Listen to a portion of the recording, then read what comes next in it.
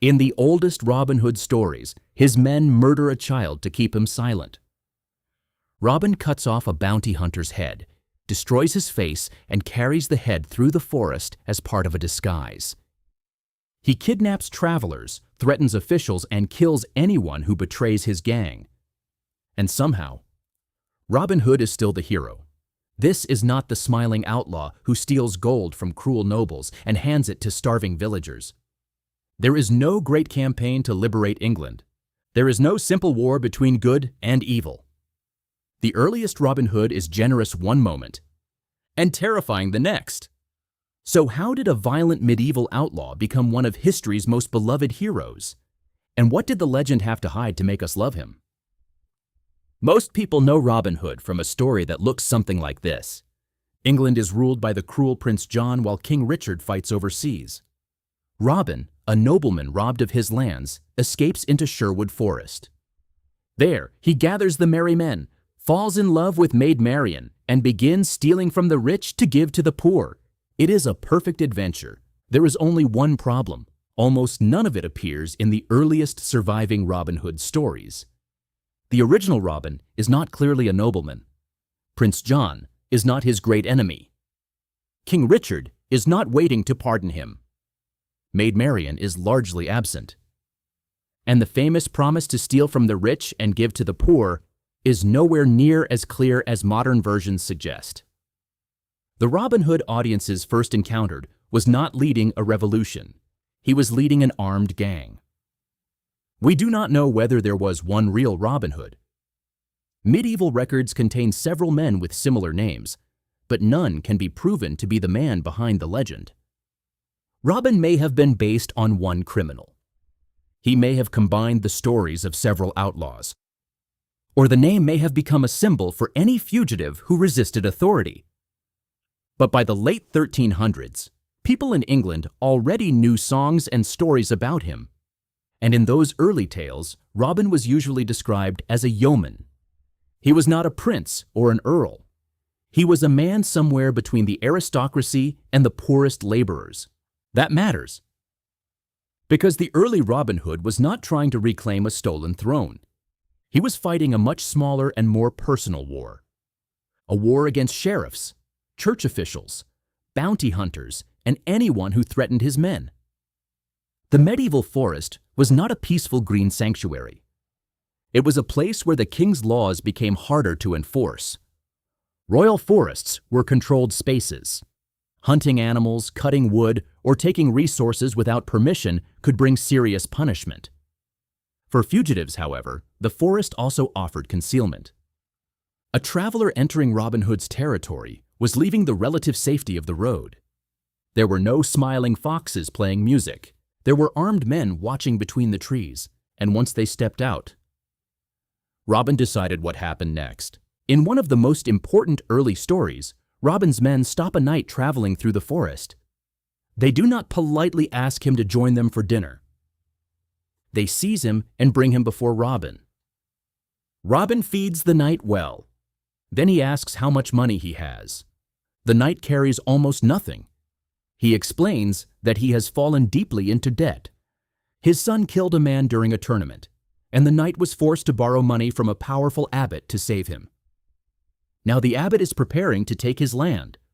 This sounds like the moment when the legendary defender of the poor finally appears. And for once, it almost is. Robin believes the knight. He gives him hundreds of pounds to repay the debt. He provides clothing, a horse, and equipment. It is an astonishing act of generosity. But the knight is not a starving peasant. He is a landowner who has fallen on hard times. Robin does not announce that all wealth should be redistributed. He helps this particular man because he considers him honest and honorable. Robin's generosity is real, but it is selective. He does not serve the poor. He rewards people who satisfy his personal code, and those who fail that test can receive a very different kind of justice. In an early tale called Robin Hood and the Monk, Robin makes a reckless decision. He travels into Nottingham to attend Mass. A monk sees him inside the church and recognizes him immediately. The monk slips away and alerts the sheriff. Soon, armed men surround Robin. Robin fights back. He wounds several attackers, but his sword breaks. For perhaps the first time in the legend, the great outlaw is helpless. He is captured, chained, and thrown into prison. Execution is only a matter of time. When Little John hears the news, he sets out to rescue him. But first, he finds the monk who betrayed Robin. Little John and another outlaw attack him on the road. They kill the monk. Then they notice that he is traveling with a young page. The boy has witnessed everything. He knows who killed the monk. So Robin's men kill him too. Not because he was cruel, not because he was corrupt, not because he had harmed the poor. They murder him because a living witness might threaten Robin Hood. The boy's death is not treated as a tragic mistake. It is a practical decision. The outlaws take the monk's documents and use them to trick their way into Robin's prison. Robin escapes, the gang wins, and the medieval story celebrates their loyalty and cleverness. That is the moral world of the early Robin Hood. His men are not heroes because everything they do is good. They are heroes because they are loyal to one another. Everyone outside the gang matters less. This loyalty explains much of Robin's appeal. He is generous to friends. He honors promises. He rewards courage. He shows devotion to the Virgin Mary. He refuses to mistreat women. But medieval morality could exist beside extraordinary violence. A man could pray sincerely in the morning and cut someone down before sunset. Robin had rules, but they were his rules. And once he believed an enemy had crossed the line, mercy became optional.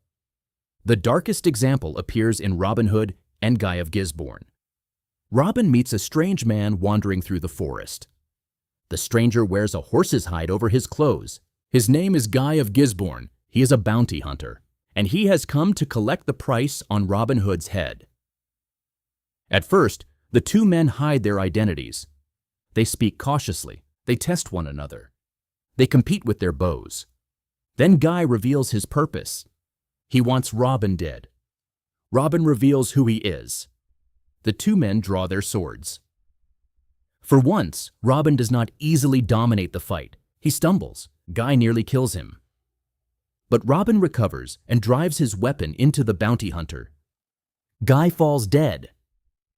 Robin has survived. A modern version might end the scene there. It does not. Robin cuts off Guy's head. Then he mutilates the dead man's face so no one can easily recognize him. He takes Guy's clothes. He wraps himself in the horsehide. And carrying the severed head, Robin approaches the sheriff. He pretends to be Guy of Gisborne, returning with proof that Robin Hood is dead. The sheriff believes him. Robin uses the disguise to reach Little John, who has been captured and is awaiting execution. The trick works. Little John is freed. The sheriff's men are attacked. The outlaws disappear back into the forest. It is an ingenious rescue. It is also a scene built around a mutilated corpse and a human head used as a theatrical prop. This Robin Hood is clever, brave, loyal, and completely comfortable with horror. Even his famous enemy, the Sheriff of Nottingham, is more complicated than the legend suggests. Modern versions often portray the sheriff as a greedy tyrant who torments innocent villagers for pleasure. Real medieval sheriffs could certainly be corrupt. They collected money, organized courts, and enforced royal orders. They were feared and often hated. But they also hunted criminals. And from the sheriff's perspective, Robin Hood was not a freedom fighter. He was the leader of an armed group that robbed travelers, ambushed officials, and killed witnesses. The sheriff pursued Robin because pursuing men like Robin was his job. Robin hated the sheriff because the sheriff threatened his freedom. Their conflict was not democracy against tyranny. It was one violent authority fighting another. In the king's towns, the sheriff controlled the law. Inside the forest, Robin did. In A Jest of Robin Hood, Robin captures the sheriff and forces him to swear that he will not harm Robin or his followers. The sheriff later breaks that promise. He arrests the knight Robin had helped and prepares to punish him. Robin responds with an ambush. The sheriff is killed. The knight is rescued. Robin's judgment is immediate. The sheriff broke his word. He threatened someone under Robin's protection. Therefore, he deserved to die. No court, no hearing, no second chance. Robin's forest has its own legal system. Robin serves as judge. His merry men serve as jury. And their weapons deliver the sentence. So why did people admire him? Because medieval authority was not always experienced as fair. Courts could favor the powerful. Church officials could accumulate enormous wealth. Sheriffs could abuse their office. Taxes and debts could destroy families. Ordinary people had little power to resist. Robin Hood offered a dangerous fantasy. What if someone could humiliate the officials everyone else feared? What if a man could live beyond their reach? What if the forest contained an outlaw strong enough to punish the punishers? Robin did not need to be innocent. He only needed to be more satisfying than the people hunting him. Over the centuries, writers gradually softened him. They turned the yeoman into a dispossessed nobleman. They connected him to King Richard and Prince John. Maid Marian became his great love. The merry men became cheerful companions. Robin's enemies became more obviously evil. His victims became richer and less sympathetic. His violence became cleaner. And his robberies gained a clear moral purpose. Steal from the rich, give to the poor. The transformation was brilliant.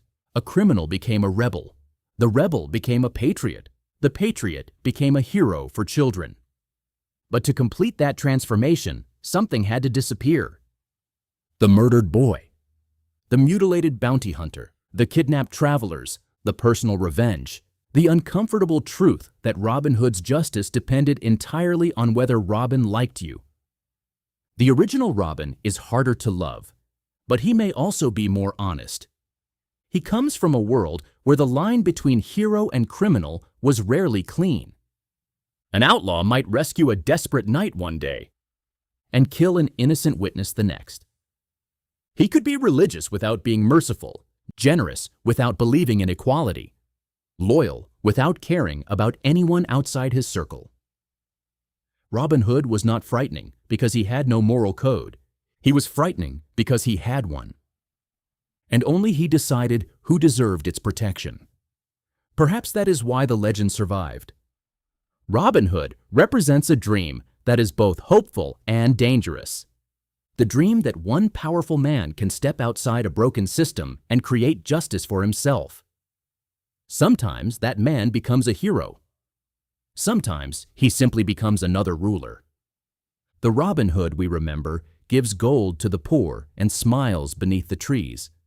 But behind him stands an older figure, a fugitive surrounded by armed men, a severed head in his hand, a dead child left on the road, and a forest where his word is the only law.